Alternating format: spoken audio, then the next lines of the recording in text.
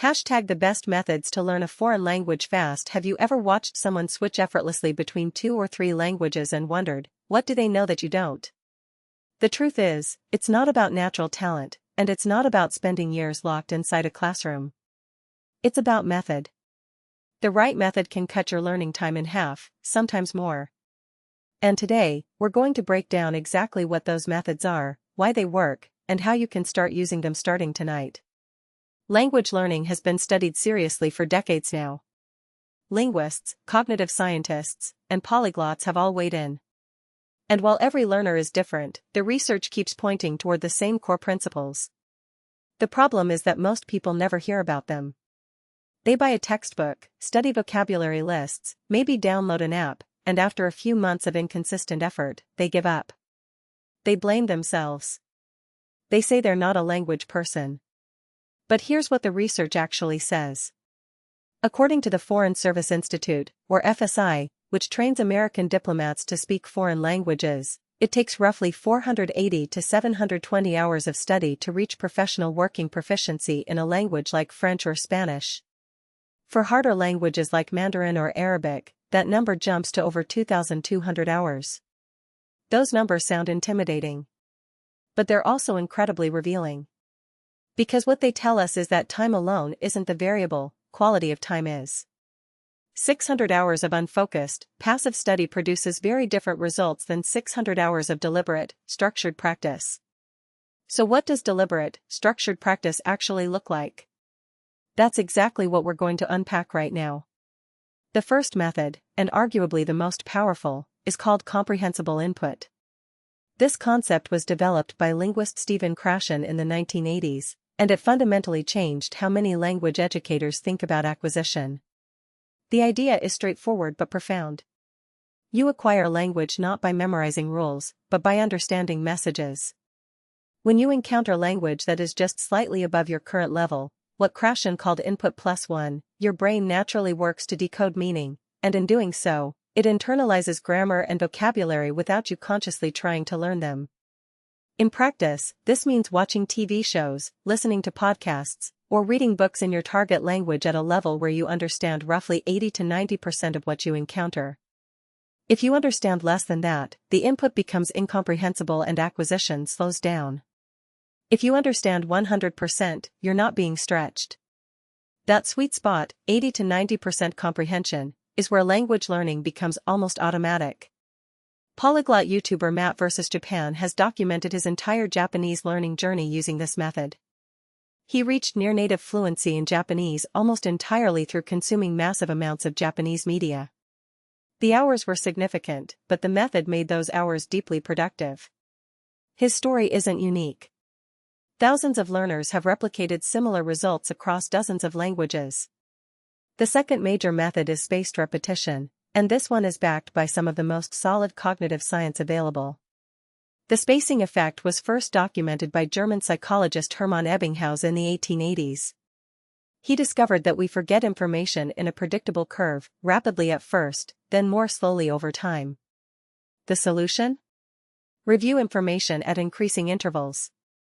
Each time you successfully recall something, your brain strengthens that memory trace, and you can wait longer before the next review.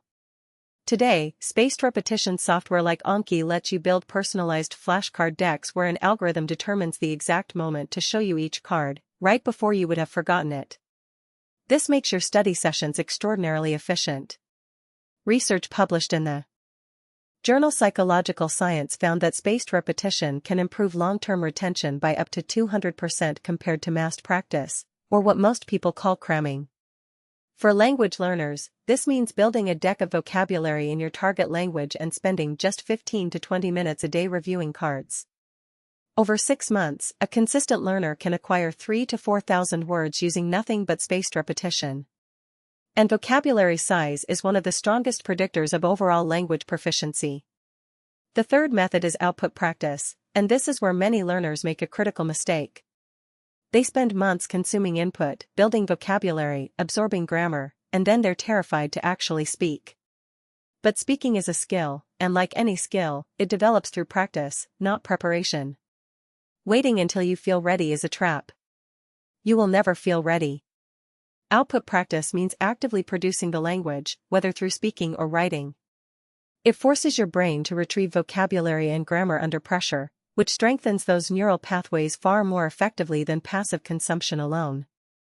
The renowned Japanese professor Meryl Swain argued in her output hypothesis that producing language pushes learners to notice gaps in their knowledge that they would never notice through input alone. When you try to say something and realize you don't have the words, that gap creates a powerful learning moment. The best way to get speaking practice fast is through language exchange platforms like italki, Tandem, or HelloTalk. These connect you with native speakers who want to learn your language while helping you learn theirs. A 1-hour conversation exchange session gives you 30 minutes of focused speaking practice at zero financial cost. Doing this 3 times per week adds up to over 70 hours of speaking practice in a single year. That is transformative. The fourth method is deliberate immersion, and it's different from passive immersion. Passive immersion means having the target language on in the background while you do other things. It feels productive, but the research suggests it contributes very little to actual acquisition. Deliberate immersion means surrounding yourself with the language in a focused, intentional way throughout your day. This could mean changing your phone and computer to the target language. It means thinking in the language when you're walking to work, narrating your actions in your head. It means listening to a podcast in that language during your commute, with your full attention. It means writing your grocery list, your journal entry, your daily notes in that language. Every single one of these micro-moments adds up. Language researchers call this concept increasing the intensity of exposure, and intensity of exposure is one of the clearest predictors of how quickly someone reaches fluency. The critical insight here is that language learning doesn't have to be a separate activity you schedule. When you weave it into the fabric of your existing daily life, you can accumulate hundreds of additional hours per year without adding a single minute to your schedule. The fifth method is learning phonetics first, and it's one of the most underrated strategies in the entire field. Before you learn any vocabulary, before you study any grammar, spend time learning how the sounds of your target language actually work. Every language has sounds that don't exist in your native language. If you train your ear and your mouth to produce these sounds from the beginning, everything else becomes easier. English speakers learning French, for example, often struggle with nasal vowels and the French are sound. Spanish speakers learning Mandarin struggle with tones. Japanese learners of English struggle with the L and R distinction. These phonetic challenges don't disappear on their own. But they can be resolved quickly through targeted phonetic training. The International Phonetic Alphabet, or IPA, is a universal system that maps every human speech sound to a symbol, and learning to read it for your target language can dramatically improve your pronunciation within just a few weeks of focused practice. Finally, and perhaps most importantly, is the method of emotional connection. This might sound soft compared to algorithms and phonetics, but the neuroscience is completely clear. We remember things that carry emotional weight. When you learn a word in a context that makes you feel something, whether that's laughter, surprise, or genuine curiosity, that word sticks in a way that a flashcard never could.